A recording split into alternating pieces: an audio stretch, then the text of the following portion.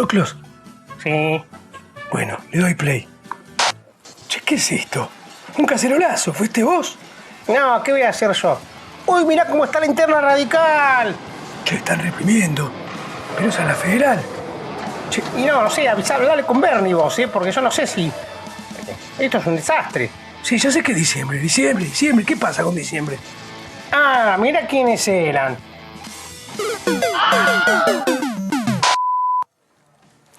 Bienvenidos, bienvenidas. Gracias por sintonizar Brotes Verdes como cada martes aquí en la pantalla de C5N. Es una noche con mucha información fresca y tiene que ver con la negociación que va a marcar los próximos 20, 30 años de la economía argentina. Así que realmente vale la pena enterarse de lo que está pasando aquí y vale la pena, además, tratar de bucear en eso que hasta ahora se nos mostró tan opaco. Vamos a hablar de diciembre, de los 20 años que se cumplen, en un ratito. También viene Itai Hackman, vamos a conversar con él porque la noticia más fresca es que el jueves, pasado mañana, se discute el presupuesto en el Congreso, en la Cámara de Diputados. Pero la misión que aterrizó el sábado aquí en Buenos Aires, después de estar más de una semana en una Washington gélida, en la cual prácticamente no se podían mover del hotel, de la nieve que caía y de las temperaturas bajo cero que se sentían, no trajo buenas noticias. El Fondo Monetario se endureció, no solamente frente a Argentina, sino que se está endureciendo en términos institucionales, después de un intento de Kristalina Georgieva de darle como un matiz progresista o ambientalista incluso, con perspectiva de género, como también quería Christine Lagarde, pero ya con preocupaciones más sociales. Bueno, está dando lugar a un fondo más parecido al de siempre. Si hubiera habido diferencia en realidad con este fondo que intentó mostrarle al mundo la amiga de Martín Guzmán, Kristalina Georgieva, una mujer con quien el propio presidente se reunió en Roma hace muy poco, donde dicen terminó de tejer los detalles del acuerdo que estamos a punto de suscribir como nación. ¿Pero por qué se endureció el fondo? Bueno, en las negociaciones que hubo en Washington, irónicamente en el Salón Eva Perón de la Embajada Argentina, las negociaciones no fueron en la oficina de la calle 19, en el cuartel general del fondo, sino que se mantuvieron en la Embajada Argentina, en territorio argentino. Bueno, el fondo anticipó un recambio que se está produciendo y que va a mostrar nuevos protagonistas. Una de estos nuevos protagonistas es la número 2 del Fondo Monetario, que esta semana fue anunciado que va a ocupar ese cargo, se llama Gita Gopinath. Sí, es espectacular que se llame Gita, la número 2 del Fondo Monetario Internacional. Es un nombre de origen indio, como es ella, una economista que efectivamente nació en India, un país muy pobre, pero que hoy empujó a ese lugar el gobierno de los Estados Unidos, a quien le toca históricamente el lugar del número 2 del Fondo Monetario. Gita Gopinath, como jefa de los investigadores hasta ahora del Fondo Monetario, no fue de las que se mostró más duras, más ortodoxas, más fiscalistas, más ajustadoras. Pero su entronización como número 2 debajo de Kristalina Georgieva, una Kristalina Georgieva muy debilitada por el escándalo de corrupción que estalló en el Banco Mundial, donde a ella se la culpa de haber intentado influir a favor de China y haberlo logrado en un ranking de cómo se hacen negocios en el mundo. Bueno, lo que se anunció junto con su ascenso fue el nombramiento de Ilan Goldfajn. Ilan Goldfajn, este economista brasileño, es un hombre que se formó en la Universidad de Tel Aviv, en Israel, una universidad de matriz muy ortodoxa, y que además fue funcionario en su Brasil de residencia con Michel Temer, el hombre que sobrevino después del golpe institucional contra Dilma Rousseff. Ilan Goldfajn va a ser el jefe para América, o sea, va a ser el jefe de la jefa que se reunió hasta ahora con los técnicos de Argentina en Washington, que es Julie Kozak. Este hombre, mírenle la cara, quizás no lo conozcan, quizás sea la primera vez que la vean.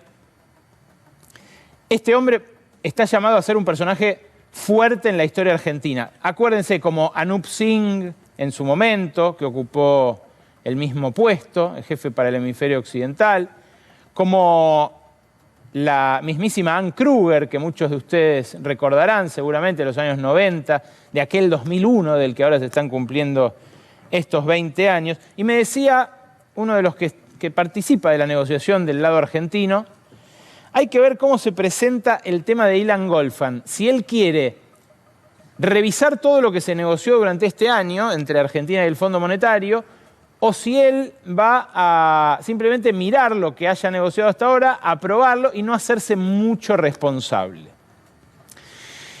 Esto es importante para la Argentina porque tiene que ver con los condicionamientos que el Fondo Monetario quiere imponer a cambio de refinanciar la deuda impagable que dejó Mauricio Macri. Estos condicionamientos son parte del endurecimiento y de este correrle el arco otra vez a la Argentina. Recordarán ustedes que la noche de la elección, la noche del 14 de noviembre, el presidente Alberto Fernández dijo la primera semana de diciembre van a tener un plan plurianual en el Congreso que van a votar para que cerremos la negociación. Después otras fuentes lo que dijeron es entre Navidad y Año Nuevo se cierra. Bueno, eso no va a pasar. El presupuesto vota ahora, el Congreso vota ahora el presupuesto en diputados, vamos a ver qué pasa en senadores, lo vamos a hablar en un rato, decía, con Itay Hagman, pero el plan plurianual sigue brillando por su ausencia y el acuerdo con el Fondo Monetario tiene más que ver con eso que con el presupuesto. Claro, en el medio de esta negociación, medio apurada, que ahora el gobierno quiere entablar para no llegar a marzo con los vencimientos impagables de 18.000, 19.000 millones de dólares y tener ahí un momento de zozobra financiera, cambiaria, una disparada del dólar o lo que sea.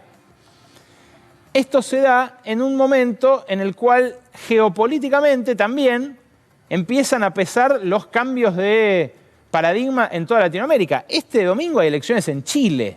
La elección es entre un tipo que está más a la izquierda de Allende y un tipo que está a la derecha de Piñera. O sea, está hiperpolarizada la elección. En Brasil, Lula tiene todo para ser presidente, pero está recostándose cada vez más, a pesar de que acá habló de Chávez, dio todo un discurso de barricada, digamos, estaba en una plaza llena, sacó un montón de fotos. Cuando uno lo lee en El País de Madrid, por ejemplo, lo lee en propios medios brasileños, ve que es un Lula con algunos rasgos del Lula que gobernó, del Lula moderado. Aquel Lula tuvo como presidente del Banco Central a un tipo muy parecido a Ilan Goldfand, que es Enrique Meireles. Un hombre que tuvo una política ortodoxa, subió la tasa de interés, intentó contener la inflación a toda costa, aún al costo de planchar el crecimiento. Claro, el Brasil de Lula era igual una locomotora, incluía gente, incluía, y eso permitió que el saldo en términos sociales fuera bueno. La Argentina hoy está muy chocada como para aplicar una política ortodoxa al estilo de la de estos brasileños. Pero todo es parte de una negociación geopolítica. Y eso se vio en la foto que sacaron Cristina, Alberto y Lula en la plaza, vamos a llamarla la plaza del viernes, por ahora.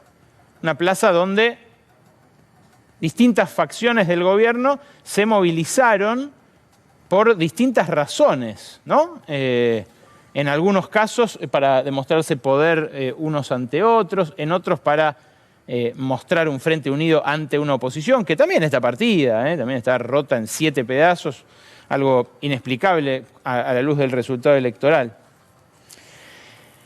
Pero en esta negociación está en juego la plata y está en juego la bandera. ¿En qué sentido lo digo? Fue tan extraordinaria la forma en la que el Fondo Monetario le dio a Mauricio Macri la montaña de plata que le dio, que la única solución para esa deuda es una solución también extraordinaria en términos políticos. Y eso el Fondo lo sabe, porque sabe que este acuerdo, que ahora el gobierno parece dispuesto a firmar, aunque haya sectores que se resisten, incluso con diferencias entre Cristina Kirchner y Máximo Kirchner, según dicen en su intimidad. Uno ahí podrá creerles o no, podrá sentir que parte de la resistencia es impostada, que cada uno cuida sus votos, pero lo concreto es que hay una negociación entre países. Hay un par de funcionarios de Alberto Fernández incondicionales que desde el principio traccionan a Argentina hacia Washington. Me refiero a Jorge Argüello y a Gustavo Vélez. Estos dos funcionarios, que ahora vamos a ver a mis espaldas, son dos funcionarios que responden directamente a Alberto Fernández, el embajador en Washington y el jefe estratégico, el secretario de Asuntos Estratégicos de la presidencia. Al secretario de Asuntos Estratégicos de la presidencia, a Vélez casi no le conocemos la voz. Argüello sí ha explicado sus puntos de vista varias veces y ha dicho por qué a él le parece que lo mejor es que Argentina se alinee con Estados Unidos. Aún con los reparos, por supuesto, que todo diplomático tiene a hacer seguidismo, digamos, en materia de relaciones internacionales. No son los únicos. Hay una línea que es ellos tienen línea con el Departamento de Estado, con la diplomacia tradicional de Estados Unidos. Hay otra línea de Sergio Massa con el gabinete, directamente con el Salón Oval, con Jake Sullivan, el asesor hemisférico de Joe Biden, estratégico, y con Juan González, que es el encargado para América Latina de esa misma repartición. Bueno, Massa estuvo todo este año, tuvo viajes hacia allá, estuvo todo este año negociando en paralelo. Son distintas líneas que estableció el gobierno para tratar de conseguir este acuerdo con el Fondo Monetario. Todos ofrecen distintas clases de acercamiento a Estados Unidos, que en definitiva es el dueño, el amo y señor del Fondo Monetario. El Fondo Monetario se crea en la posguerra para cristalizar la relación de fuerza favorable a Estados Unidos en el concierto mundial y funciona como un gendarme de Wall Street a partir de la crisis de los años 70, con un papel muy especialmente preponderante en América Latina en los 90 y en adelante. Ahora vuelve ese Fondo Monetario. Ya volvió con Macri. Lo que está pasando ahora es que se revalida ese regreso por parte de un gobierno peronista, que ayuda a borrar las huellas de esa excepcionalidad, de ese crédito político que recibió Macri para ser reelecto. Hay una línea de Martín Guzmán con el Tesoro de Estados Unidos, en la cual también durante todo este año se buscó ese acercamiento. Es la relación que tiene Joe Stiglitz con Carmen Reinhardt, indirectamente con la secretaria del Tesoro Janet Yellen, ¿no? Que es quien manda al accionista mayoritario del Fondo Monetario, que es la silla del Tesoro. Hay otra línea que es la que tiene Martín Guzmán con Alemania. Alemania es habitualmente uno de los más duros en el Fondo Monetario. El nuevo canciller, el nuevo Merkel, es un socialdemócrata, Olaf Scholz, que fue ministro de Finanzas y a quien Guzmán conoció precisamente cuando lo era y con quien tejió una buena relación. Bueno, los alemanes estuvieron entre quienes la salvaron a Kristalina Georgieva en este tembladeral en el cual estuvieron a punto de rajarla. Pero claro, Kristalina quedó debilitada. Se les mancó Kristalina, como dicen en otras salas del Frente de Todos, respecto de Guzmán y de Alberto Fernández, cuando, bueno, dan cuenta de ese debilitamiento. El problema es que no se puede quedar bien con Dios y con el diablo. El viernes pasado, mientras se hacía la marcha, sonaban todavía los ecos de una cumbre por la democracia que hizo Estados Unidos, básicamente en contra de China y de Rusia. Una cumbre a la cual, por ejemplo, no invitó a Bolivia, una cumbre a la cual invitó como presidente de Venezuela a Juan Guaidó, un tipo al que en Venezuela ni siquiera casi lo reconocen, o sea, un falso presidente, más allá de lo que uno pueda pensar de Nicolás Maduro. Guaidó fue claramente un ensayo de Estados Unidos que no prosperó. Bueno, ese fue como presidente a la cumbre a la cual fue Alberto Fernández. Claro, prenda de amor para que Estados Unidos haga el guiño político para que se cierre la renegociación. Mientras tanto, imagínense ustedes, frío gélido de Washington, muchos técnicos del área económica negociando en el Salón Eva Perón con los del Fondo Monetario. Claro, se pueden poner de acuerdo en un montón de numeritos, de planillas, pero el problema es que si no aparece el guiño político del tío Sam, el acuerdo no está. Y eso es lo que se está demorando. El jueves que estuve acá conduciendo el programa de Pablo Dugan, vino el vocero del nuevo presidente de Bolivia, de Luis Arce. Tiene apellido Richter, y le pregunté cómo le caía al gobierno de Bolivia que Argentina fuera a una cumbre en la cual a ellos no los invitaban. Y una cumbre en la cual se hablaba de democracia, siendo que Estados Unidos y la OEA fueron un puntal importantísimo en el golpe de Estado en Bolivia hace apenas 2 años. Esto respondía el vocero en unos segunditos.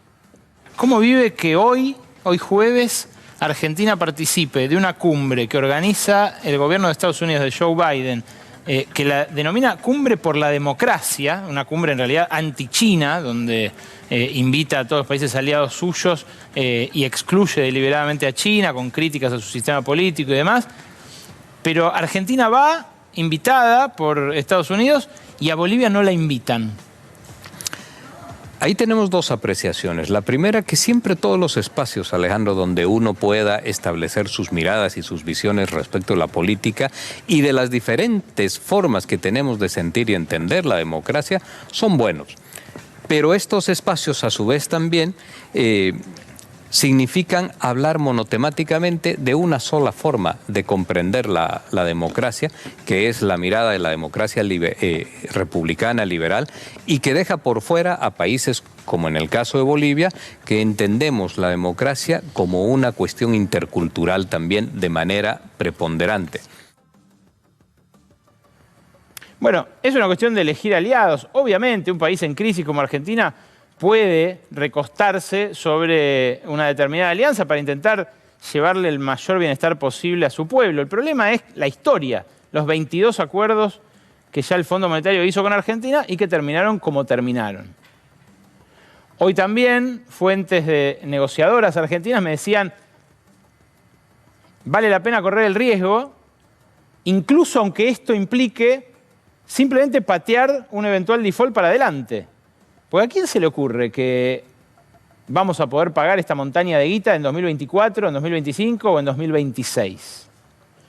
Bueno, en el gobierno creen que va a ser mejor esa circunstancia si en estos 2 o 3 años Argentina crece a altas tasas, que el país va a ser otro y se va a poder plantar distinto en la renegociación.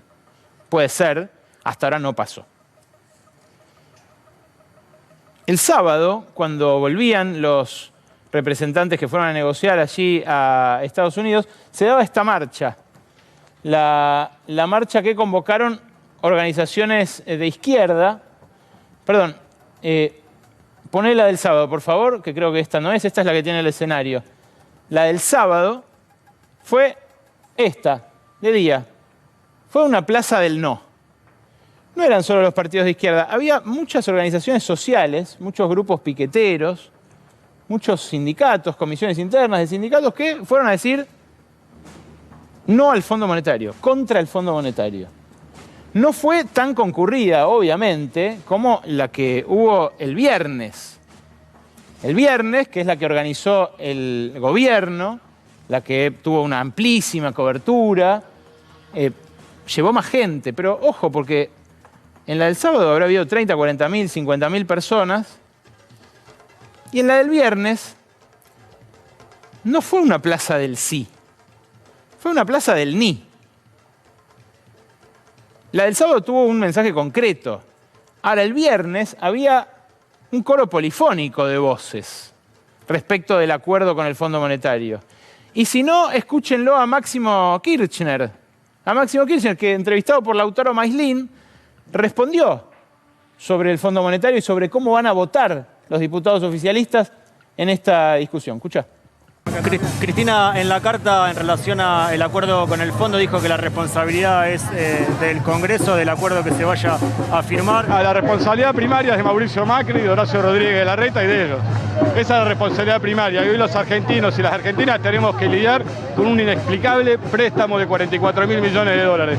Yo recién te decía que el pueblo argentino, durante la presidencia de Néstor, pudo cancelar 9.800 millones. A partir del 1 de enero, mientras no haya acuerdo, la Argentina debería devolver 18.000 millones de dólares. El doble de lo que pagó totalmente a finales del 2005. Sería bueno que un tecnócrata del fondo o el mismo Macri nos contaran cómo iban a hacer para pagar en el 2022 18.000 millones de dólares. Después habrá que ver, hasta aquí no hemos visto nada escrito. El día que esté escrito cuál es la propuesta que tiene el Fondo Monetario Internacional para la Argentina, bueno, veremos. De vuelta, uno puede creer que están jugando al policía bueno, policía malo, puede creer que se están peleando a cielo abierto. Lo que está claro es que hay posiciones encontradas, ¿no? Las repasábamos la vez pasada. Sergio Massa, como les dije, sus puentes a Washington, Martín Guzmán con los suyos, el Vaticano, Europa. Juan Mansur también, ¿no? Muy apichonado ahora después de aquel volumen político que iba a desplegar supuestamente. Pero también un hombre con vínculos fuertes en Wall Street, en la OEA, Gustavo Sinosi detrás suyo, empresarios que, bueno, tienen su peso tanto a nivel político como a nivel económico. Pero la propia Cristina Fernández de Kirchner, de quien quedó el cruce con el presidente, en un momento puso el dedo en la llaga respecto de los beneficiarios de aquel crédito a Macri. ¿Dónde fueron los dólares del Fondo Monetario? ¿Están en un puente? ¿Están en alguna obra de infraestructura? ¿En algún ducto? No. Se las llevaron un puñado de empresarios que, como te contaba acá la semana pasada, en base a los registros que tiene el Banco Central, no son solo macristas. También hay amigos de este gobierno, muy amigos. Gente que se ha comprado ahora empresas de servicios públicos, gente que las ha tenido siempre, contratistas. A ellos apuntó Cristina Fernández de Kirchner en este fragmentito. Escucha. Necesitamos que el fondo nos ayude a recuperar de los paraísos fiscales donde se han ido miles de millones de dólares en evasión para que les paguemos. Presidente, comprométase que cada dólar que encuentre en el exterior se lo vamos a dar primero al fondo de los que fugaron, de los que se la llevaron sin pagar impuestos.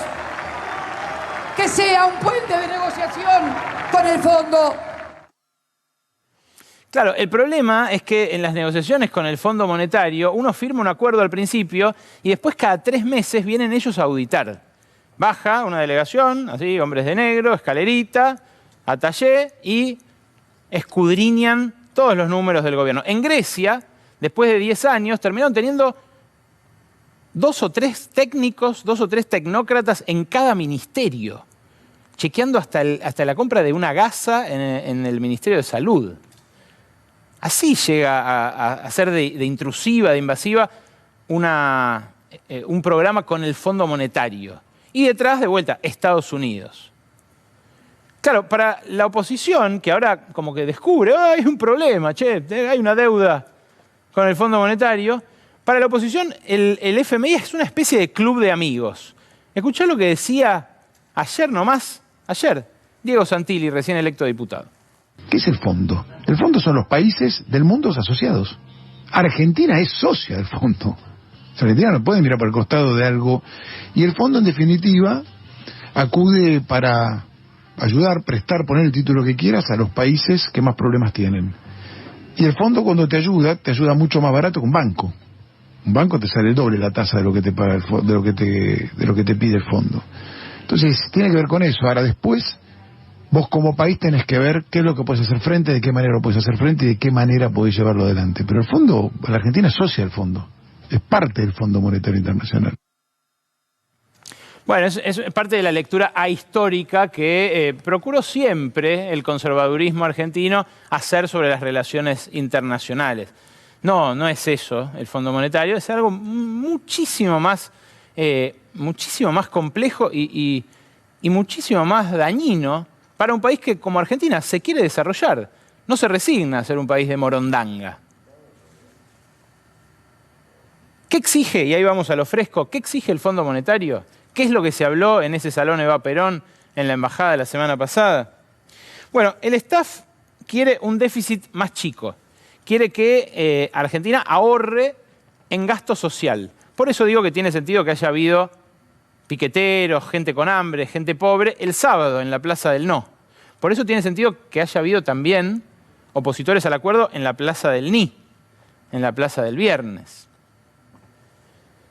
Quiere tarifazo para la clase media, le parece injustificable que haya subsidios como los que hay para la clase media y media alta. Uno podrá decir para los acaudalados, es cierto. Para la clase media que está ahí de caerse la pobreza, ¿son ellos o es el 0,1% el que se enriqueció durante la pandemia? Decisión política, nuevamente, política, no técnica, no económica. Quiere que las jubilaciones estén congeladas, quiere que no se recuperen después del sablazo que les metió Macri y el sablazo que les metió este mismo gobierno al cambiar la fórmula el año pasado. Mira, tengo un cuadro que le mostraron a Martín Guzmán de jubilaciones, una placa, Rodo, si la tenés ahí a mano, que lo que te muestra es algo muy nítido. Ni siquiera hace falta ver las cantidades. Basta con ver las barritas, mirá. Acá tenés en cada color el gasto en cada mes a pesos de hoy, en términos reales, de 2018, 2019, 2020 y 2021 en jubilaciones. Mirá lo que gastaba el Estado en jubilaciones, en términos reales, en 2018, lo que gastó en 2019, 20 y 21. En todos los meses se nota el ajuste. Un ajuste muy concreto, muy feroz, que ahora se va a compensar la semana que viene con el bono de 5.000 pesos para que los jubilados, bueno, tengan un pan dulce en la mesa navideña, no mucho más. ¿Qué más quiere el Fondo Monetario? Bueno, si quiere un déficit más chico, quiere esto, que no se recupere, quiere que no haya ni un ingreso universal, ni ninguna medida para paliar la pobreza esa que acaba de bajar respecto del pico del año pasado, pero que todavía está más o menos como la dejó Macri. Quiere que se acumulen reservas, y ahí lo que dice es, aceleren ustedes la devaluación del peso, o sea, el aumento del dólar en el mercado oficial. ¿Y esto qué trae? Tarifazo, devaluación más acelerada. ¿Qué va a traer? Más inflación.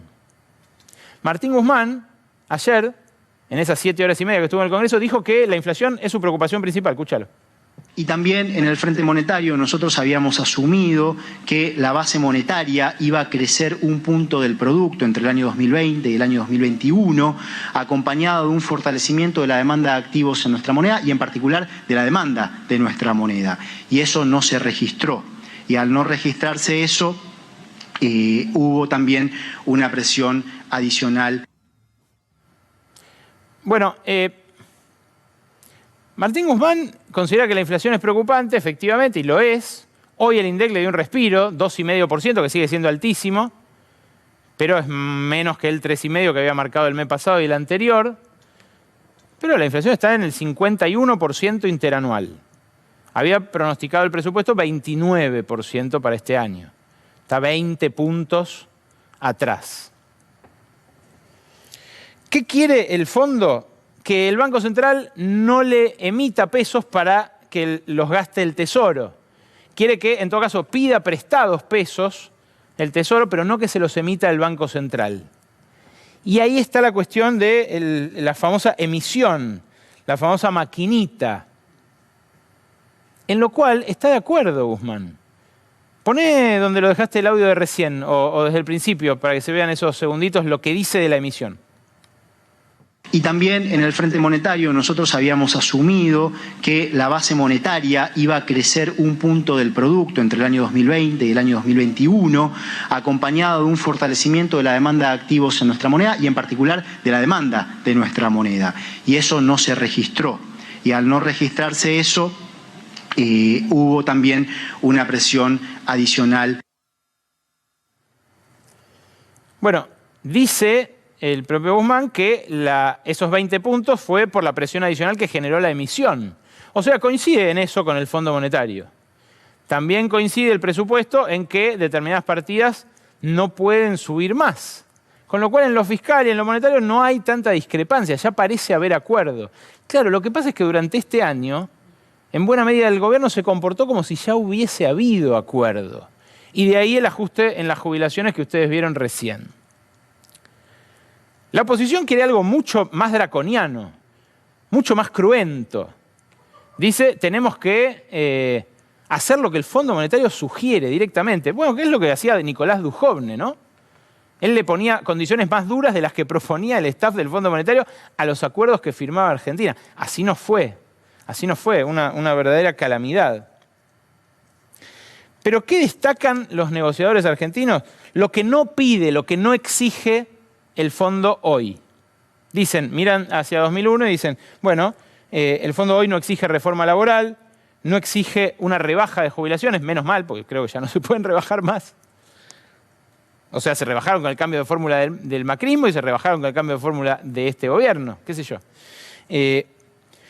Dicen que no piden una devaluación abrupta porque entendieron que el traspaso es inmediato en Argentina, que lo entendieron en 2014, lo cual, bueno, es algo que atempera el daño que puedan hacer, pero a la vez piden que el dólar suba de a poquito, más sostenidamente. En definitiva, destacan que es un programa mínimo este. Ahora, ¿cuál es el riesgo? Bueno, el riesgo es muy concreto. El riesgo es que ese programa mínimo hoy se convierta en cada vez más exigencias con cada revisión trimestral de estas semi-virreinales que hace el Fondo Monetario en los países bajo sus acuerdos. Yo ya les conté que todos los que firmó ahora durante la pandemia, Turquía, Egipto, Ucrania, fueron acuerdos con ajuste, con metas de reducción del gasto en infraestructura. Dice ahora el gobierno argentino que eso no va a estar en este acuerdo. Ojalá sea así. Ojalá tengan razón ellos y nos equivoquemos nosotros. Ahora, si esto es así, efectivamente puede cambiar también en el futuro. Y cada 3 meses vamos a tener el riesgo de que el fondo muestre su verdadera cara. La cara que les mostró hasta ahora históricamente a los argentinos en aquellas 22 oportunidades. De vuelta, ojalá no sea así, por nuestros hijos y nuestras hijas. Ya viene Lua Isikov con todo lo que tenés que saber sobre el pase sanitario, los intereses que se mueven detrás. ¿Quién quiere pase sanitario? ¿Quién no? ¿Cómo están alineadas las provincias? Gracias por venir a Brotes Verdes, Itay. ¿Cómo andás? Bien, muy bien. Buenas noches. Buenas noches. Se va a votar pasado mañana el presupuesto nomás en diputados. Sí, esa es la intención. Mañana dar dictamen en la comisión y el jueves tratarlo en el recinto y después pasar al Senado. ¿Va a dar quórum la oposición? Mira, depende de quién escuches. El otro día el vicepresidente de la Comisión de Presupuesto, Laspina, dijo que sí, pero después salieron otros diputados a decir que no. No parece haber demasiado acuerdo en la oposición sobre este tema, pero bueno, confiamos en que lo vamos a poder tratar. Digamos, me parece que sería un acto de irresponsabilidad dejar a un gobierno sin presupuesto. Creo que pasó, no sé si en el año 2010, por ahí una vez. El Grupo A, ¿no? Claro, exactamente, en la época del Grupo A. Esperemos que no se repita. No depende solamente del principal bloque de oposición Junto por el Cambio, sino también de los demás. Yo creo vos sos un economista y vas a tener que votar el presupuesto y lo defendiste. ¿Es un presupuesto de crecimiento o tiene componentes de ajuste? No, creo que es un presupuesto en términos generales de crecimiento. Digamos, es un presupuesto en términos generales que yo diría que es expansivo. Y después donde ahí depende qué mires, ¿no? Por ejemplo, vos marcabas muy bien. En el tema de transferencias, subsidios económicos, ¿no? Digamos, las tarifas, los subsidios económicos de las tarifas, hay una idea de reducir por distintas vías. Porque hay un ahorro, gracias al Plan Gas y a otras inversiones, y por otro lado porque hay una intención de segmentar las tarifas de manera tal de... aumentar a los que pueden pagar. A los que pueden pagar. Entonces, en ese rubro, por ejemplo, claramente hay una idea de generar un ahorro. En otros rubros... ¿Vos estás de acuerdo con eso? Hay una expansión. Estoy de acuerdo, por supuesto, después hay que ver cómo se instrumenta. Creo que todos estamos de acuerdo en que subsidiar las tarifas a una persona que tiene altos ingresos o que vive en una casa opulenta no tiene sentido. Hay casos digamos, muy injustos. Hay gente que efectivamente tiene una casa muy opulenta y en gas y luz recibe más guita que una familia que tiene 2 asignaciones por hijo y un potencial trabajo. Exacto. Y además que el consumo tampoco es un criterio, porque por ahí una familia de altos ingresos consume menos que una familia de bajos ingresos, digamos, ¿no? Entonces tampoco es un tema de cuánto consumís, sino cuál es tu situación socioeconómica, cuál es tu nivel de ingresos. Bueno, pero vos sos de Patria Grande y ustedes proponen un ingreso universal. Bueno, de hecho, justamente, cómo se financiaría un ingreso universal, que es un piso de ingresos para toda la población que no tiene ingresos fijos asegurados, es decir, porque no tiene un trabajo en relación de dependencia que le asegura un piso de ingresos. Y aparece la discusión sobre si está bien o no, y además aparece la discusión de cómo se financia. Bueno, una de las maneras de financiarlo, para que no sea todo expansión del gasto, sino por lo mismo que vos decías antes, porque seguramente no se puede, es redirigir una parte, por ejemplo, de los gastos que hoy se dan en subsidios para las tarifas a financiar este ingreso. Y sería mucho más progresivo, porque en vez de estar subsidiando las tarifas a los que lo pueden pagar, estaríamos direccionando las transferencias de ingresos a los sectores que más lo necesitan. Con una mano en el corazón, ¿vos creés que el Fondo Monetario va a permitir que haya un ingreso universal en la Argentina? Bueno, no sé si lo va a permitir. Yo creo que hay dos discusiones que están vinculadas, pero que son separadas. El acuerdo con el fondo y qué hace el gobierno, qué hace la política económica para garantizar que los que más vienen sufriendo no sufran más. Bueno, pero eso suena eslogan ya a esta altura, ¿no? Pues vos lo escuchabas al presidente, el tranquila Cristina, bueno, y... Yo creo que se puede, que tiene que ver con voluntad política, que obviamente forma parte de una negociación que hay que terminar de ver cómo es. No creo que la Argentina se tenga que resignar a que, supongamos que el acuerdo con el fondo implica que la Argentina tiene que marchar al equilibrio fiscal, ¿no? Hay muchas maneras de ir al equilibrio fiscal. Está bien, la más clásica, la que más conocemos es ajustemos a los pobres. Ahora, ¿es la única manera de ir al equilibrio fiscal? No podemos pensar, por ejemplo, en más reformas tributarias que hagan más progresivo el sistema de recaudación. Y si no tenés quórum en ninguna de las dos cámaras, difícil, ¿no? Bueno, pero fíjate, tampoco tuvimos mayoría o quórum propio en la Cámara de Diputados y sacamos una serie de reformas, una de las cuales fue el aporte extraordinario de las grandes fortunas, pero no fue la única. Por ejemplo, se reimpuso las alícuotas de bienes personales, que es el impuesto al patrimonio, que el macrismo había prácticamente eliminado. Se hizo más progresivo el impuesto a las ganancias de las empresas. Se pudieron hacer cosas que toda la oposición, o la oposición de Juntos por el Cambio votó en contra, pero se pudieron hacer. Y eso, si vos mirás los datos de recaudación, que crecieron en el 2021 por encima de la inflación, en parte tiene que ver con esas modificaciones que hicimos. Entonces, yo no me quiero resignar a que la única manera de avanzar en un equilibrio fiscal, producto de un acuerdo con el fondo, sea ajustando a los de abajo. Pero para vos, ¿es indispensable el acuerdo con el fondo en sí? No sé si es indispensable. Creo que es razonable que el gobierno busque un acuerdo. El ministro Guzmán hace poco, en una charla que seguramente vos viste, dio una definición importante, que dijo: lo peor es un mal acuerdo, hace unos meses atrás. ¿Qué es un mal acuerdo? Un acuerdo que no sea sustentable en el tiempo y nos lleva a otra crisis. Pero ¿cómo puede ser sustentable un acuerdo para repagar 45.000 millones de dólares más 1.000 millones de intereses por año en 10 años? ¿Cómo Argentina junta esa guita? Bueno, no quiero ser exégeta pero yo creo que el razonamiento es que obviamente la Argentina no va a tener en 2 o en 4 o en 6 años esa cantidad de dólares para pagar. Entonces lo vamos a patear de vuelta. Sino que lo que puede hacer es o refinanciar de nuevo o generar las condiciones para poder volver a los mercados y refinanciar la deuda, que es una expectativa que podemos discutir si es realista o no, pero me parece que es el razonamiento que hay detrás, porque nosotros reestructuramos la deuda con los privados en el 2020, que también fue una negociación muy dura, porque siempre en las negociaciones parece que se va a romper todo, parece que se va a acordar, ¿no? Como estamos viendo ahora con el fondo. Pero después te corren la cancha. Bueno, pero vos fíjate qué pasó en el 2020, cuando se estaba en un momento bastante cerca de la reestructuración. Y la Argentina en un momento se puso bastante dura y todos los economistas decían qué irresponsable el gobierno, cuando está tan cerca de acordar, ¿por qué se pone así? Y finalmente los acreedores cedieron y hubo acuerdo. No sé si va a pasar lo mismo con el fondo. Como 4 veces corrigieron la oferta para más. Sí, bueno, está bien, pero finalmente la reestructuración fue positiva. La reestructuración fue positiva, por lo menos le alivió a la Argentina un montón de dinero que no tiene que desembolsar. Ahora viene el acuerdo con el fondo. Para mí lo más importante es que la sociedad argentina tenga claro cómo llegamos a esta situación. Porque que haya acuerdo no depende solo de la Argentina. No es solamente la voluntad del gobierno. No, claro. También depende del otro lado.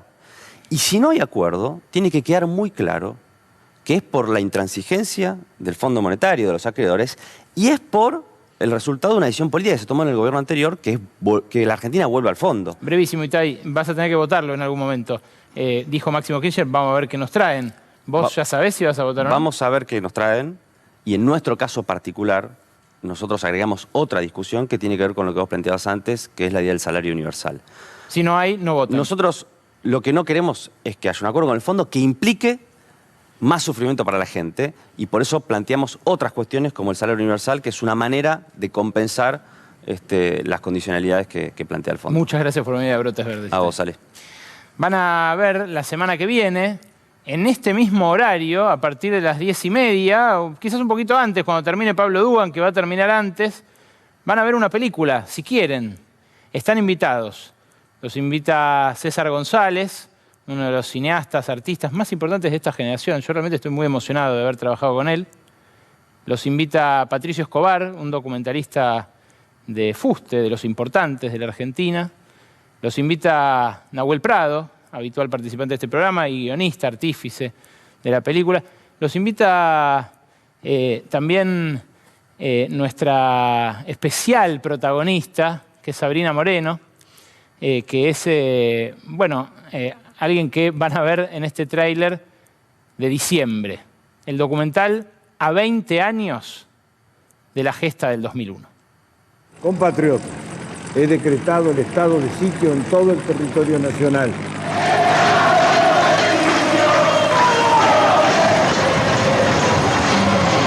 Bueno, esto ya es un descontrol, es una locura, le están tirando balas de goma a los manifestantes. ¡Pablo! ¡Pablo! La represión. Están golpeando a los manifestantes de Madre de Plaza de Mayo. Había una desesperación y una angustia extendida. Nadie sabía cuánto iba a durar el gobierno que seguía. El grito de guerra que se hizo cada día más sonoro, que se vayan todos. Que se vayan todos, pues son todos unos hijos de puta. Porque el que se vayan todos me incluía. Este es uno de los 2 supermercados que saqueamos acá en el barrio. Se escuchaba un agite. Vamos, vamos, vamos, era... ¿Qué es lo que se lleva? Dame mercadería, pues no tengo para comer. Le digo, abrime la puerta, hijo de puta. Me pusieron una picana para que entre al auto. Cuando me pegan los tiros venía corriendo de aquel lado. Nunca un pueblo ejerció tanta política. Yo no quería asumir. Nadie quería asumir. Estaban cagados en serio y se cuidaban casi corporativamente. Porque eran muy conscientes que no lo respetaba nadie. Hasta los bancos ligaban en ese momento.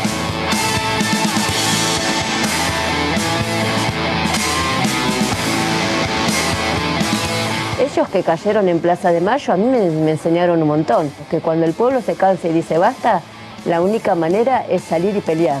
Si no, no te escuchan.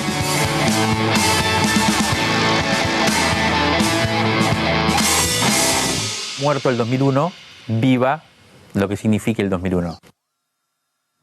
Tenemos programada una van premier para el lunes, una celebración también con proyección pública el martes y un acto muy especial el 19 de diciembre por la noche, el domingo 19 de diciembre, en la Plaza de Mayo. Al atardecer, en realidad, antes de que anochezca, un grupo de organizaciones que organiza allí. Para mí, para la generación de los que tenemos cerca de 40, ese fue un momento bisagra de la historia sin lugar a dudas. Bueno, lo que buscamos es leerlo desde hoy, por supuesto, atendiendo a las grandes diferencias que hay entre aquel momento y hoy, pero tratando de rastrear las coordenadas de aquella crisis en esta que estamos viviendo, repito, en otro país completamente distinto, pero forjado al calor de aquella pelea. Hoy tuvimos 4.600 casos de coronavirus, el registro más alto en 100 días, y se da en paralelo a un montón de decisiones de provincias de establecer nuevas medidas, sobre todo pases sanitarios para evitar su propagación. De esto nos viene a hablar Lucía Isikoff. Buenas noches. Buenas noches, Ale. El pase sanitario que va a regir desde el 1 de enero para mayores de 13 años, pase sanitario es presentación del esquema de vacunación completo. En todo el país va a regir este pase sanitario. ¿En qué aspectos? Bueno, en situaciones de alarma epidemiológica alta. Digo, boliches, te lo van a pedir en la entrada del boliche. Viajes grupales, te lo van a pedir en viajes grupales. Y eventos de más de 1000 personas, ya sean cerrados o abiertos. En esos tres, básicamente, en esas tres cuestiones te van a pedir el pase sanitario. Digo básicamente porque esto va a ir variando provincia a provincia. Y acá tenemos el mapa para pensar cómo se fue gestando, ¿no?, esta negociación del pase sanitario en las provincias. Claro, lo que vos dijiste recién es como el piso nacional. Después hay provincias más duras, digamos. Hay provincias más duras y hay provincias que lo miran con algo de desconfianza. ¿Por qué? Porque la primera vez que se habla de pase sanitario fue el 26 de noviembre en una reunión del COFESA. El COFESA nuclea a todos los ministros de salud del país, Carla Bisotti a la cabeza con todos los ministros. Ahí se mencionó. Después Carla Bisotti dio una conferencia de prensa, habla de que estaban pensando en un pase sanitario, pero todavía no teníamos demasiada información. La semana pasada se termina de gestar esta idea con el voto afirmativo de los ministros de todo el país, salvo Mendoza. Mendoza se manifiesta en contra, pero todos los demás ministros a favor de que haya un pase sanitario. Ahí ya tenés una discusión entre técnicos y políticos, porque los ministros de salud de todo el país están de acuerdo con el pase sanitario. Ahora, ¿qué pasa con los gobernadores? Todos están tan de acuerdo, algunos están pensando en sus fiestas provinciales, están pensando en que van a ser ellos los que se tienen que hacer cargo de los controles y están pensando en una situación compleja de explicar, de contar y sobre todo de monitorear. Con lo cual hay algunos gobernadores que están mirando más o menos cómo va a seguir este tema. Pero pará, ¿esa especulación tiene que ver solo con lo político, con lo antipático que puede llegar a ser que quieras entrar a un restaurante y te digan, señor, muestre la aplicación? ¿O tiene que ver con intereses económicos también? Tiene que ver con, sobre todo, el monitoreo, porque, te digo, los intereses económicos también, pero miraron primero que nada el sector turístico y le preguntan al turismo, ¿qué piensan de esto? El turismo tiene ahí muy latente el fantasma del cierre total de todas las actividades que básicamente les arruina la temporada. Entonces, como lo tienen muy latente, el turismo se manifestó a favor. De hecho, es bastante marginal los que están manifestándose en contra, algunas protestas aisladas, rubros muy específicos, de Milei, ¿no? Algunas presentaciones puntuales, pero en general todo el país y también mirando a otras experiencias internacionales a favor. Acá tenés el mapa, ¿y por qué te lo dividí? Porque las provincias que te puse en verde, sobre todo miremos Tucumán, que fue como el caso testigo de esto, pero todas las provincias que están en verde y la provincia de Buenos Aires también se anticiparon a la medida de nación y algunos incluso desde este piso del que parte la resolución, que en realidad sabemos que es un país federal y que cada provincia define su sistema de salud, pero desde este piso lo endurecieron más. Lo endurecieron y algunos incluso te lo piden en gimnasios, te lo van a pedir en la provincia de Buenos Aires en restaurantes y bares cerrados. Digo, entonces vos, por ejemplo, vas a ir a un balneario en Mar del Plata en las vacaciones o donde estés, no te lo van a pedir para entrar al balneario, pero querés ir al restaurante del balneario y si te querés sentar adentro te lo van a tener que pedir. Bueno, ahí tenés Buenos Aires y también Salta, Jujuy, que arrancaron antes con este esquema. También polémica por los controles, porque en Jujuy empezó a regir desde el lunes, por ejemplo, fue la última de estas que están en verde, y en Jujuy están diciendo, bueno, en los shoppings no hay ningún tipo de control, ¿dónde están los controles del pase sanitario? Y en rojo Mendoza, que se manifestó en contra el gobernador Suárez, pero igual lo va a aplicar. Lo va a aplicar porque básicamente dio a entender no nos queda otra. Le queda otra porque, como te decía, es una resolución administrativa que pueden acatar o no acatar, pero lo va a acatar. Y los que están en amarillo, todo el país, básicamente todas las restantes provincias del país, lo van a acatar también tal cual está el comunicado de Nación. Las verdes van por más. Y te cierro con esto, Ale. Bueno, la duda mayor de los gobernadores hoy tiene que ver con los controles. ¿Cómo se van a hacer esos controles? Se tienen que hacer cargo y tienen que haber una coordinación importante, sabemos muy dificultosa, entre nación, municipios, provincias y también actores privados que ayuden, que colaboren en esta situación en sus determinados lugares donde intente ingresar gente. Lucía Isikoff, muchísimas gracias. Es un tema sensible, muy sensible, que seguramente va a escalar en las próximas semanas y estos son los intereses y las discusiones detrás. Nosotros nos reencontramos el martes que viene. Recuerden, un ratito antes, si quieren ver Diciembre, el documental, lo van a poder ver en todo el país por la pantalla de C5N. Después va a haber en salas también proyecciones, pero estén acá porque realmente creo que les va a interesar. Se quedan ahora con el Conde Rigoli, con Ago Scioli. Chau, hasta la semana próxima.